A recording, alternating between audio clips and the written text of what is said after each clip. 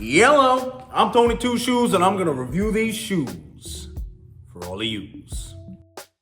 This is the On Cloudmonster Hyper, a max cushion plateless super shoe. Now, before I go any further, the name of this brand is On. It's not OC, DC, BC, it isn't QC, it's not On Cloud, it's just On. When I look at this logo, I see a light switch turned on. Well, now that that's settled, we can move on. We can move on. Looking at the On Cloudmonster Hyper, it is a bit of a Frankenstein, but that's just to say there's some really cool tech in here and some bells and whistles. But I think it's important to take a step back and understand how we got to this. On is a Swiss company, which is why the shoes have holes in them, like the cheese. On's claim to fame is their cloud tech. So basically these clouds or pods that respond separately to where someone's putting pressure. Adds for some inherent stability and a unique underfoot feeling. Depending on the model, the clouds are shaped and sized differently to give a different ride for each shoe. The cloud tech is made with their signature Helion foam. Now it's a bit on the firmer side, but I feel like it needs to be because if it's too soft, you're gonna sacrifice support and performance because you're just like squishing down into this and your foot will be doing more work. On is the Zach Morris of running shoes. And if you're old enough to get that reference, you probably already own a pair of these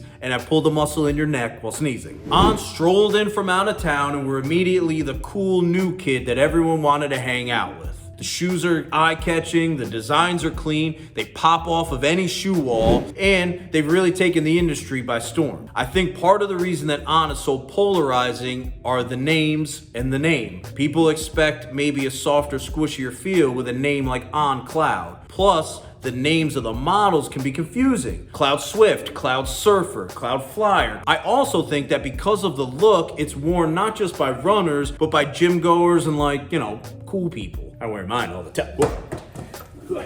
Sorry.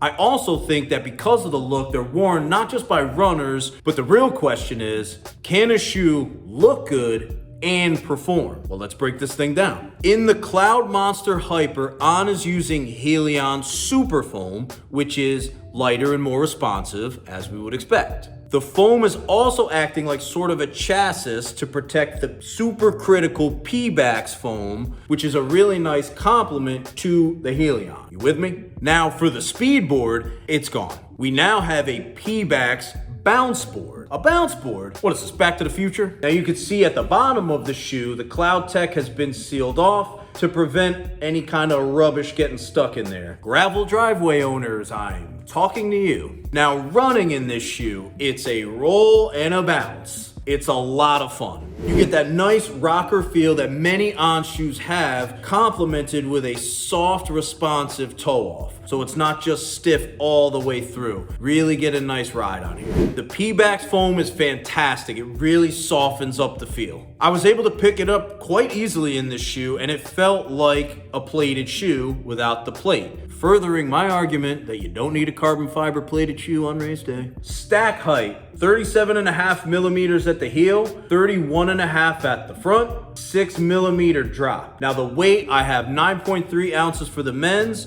7.4 for the women's, but this shoe felt lighter than 9.3 ounces. I don't know because it looks big that it then felt lighter, but it felt lighter. Now the upper, this is a woven upper and it's the same one on their carbon plated Elite shoes, and I love the design. Upper felt good. It felt like a racing shoe. I was locked in. I wasn't locked in and supported in the way that I would feel from like a daily trainer, but I wasn't moving around. No issues there. It was all good. Tongue wraps around nicely. It's a little on the thinner side, but that just comes with the territory of a race day shoe. And for $220, it's a really good long run companion. Sorry, I was doing really good. I like the laces too. There's this little kind of sticky tack on them to really hold it in. I thought that was a really nice, cool attention to detail. I also love this little sock liner. It says fresh legs, fast legs. And I agree with that because I like to rest up before a big race. I don't do a shakeout run. Now sizing seemed to run a bit big, and most of the Fleet Feet review crew had the same sentiment. Now, I was fortunate enough to get a size 10, which is a half size down from my normal size, and this fit the way that I liked it. Now, I know what you're thinking. Shouldn't a size 10.5 fit like a 10.5? It should, but it doesn't. Basically, shoes are built using something called a last, sort of like a mannequin foot. They're all different shapes, and depending on the type of material in the upper, that can cause some stretching, so that could make a shoe run a little longer or a little shorter. Plus, sounds like a good idea to go to a local Fleet Feet, get your foot scanned on the Fit ID, and let an outfitter help you make a better decision. Now, with all this said, I like this shoe. I enjoyed testing it. I enjoyed running in it. I picked it up. I did an easy run. Pretty solid jam right here. Now, with all that said, I give the On Cloudmonster Hyper 2 shoes up. That was a hype one. Yeah.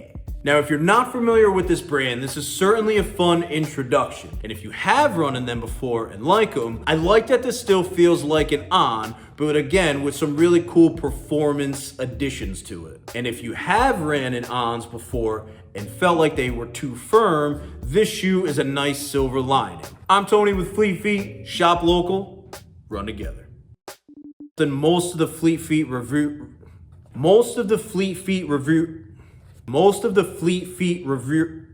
can't I say that? Fleet Feet review crew. I said it. Fleet Feet review. I can't do it.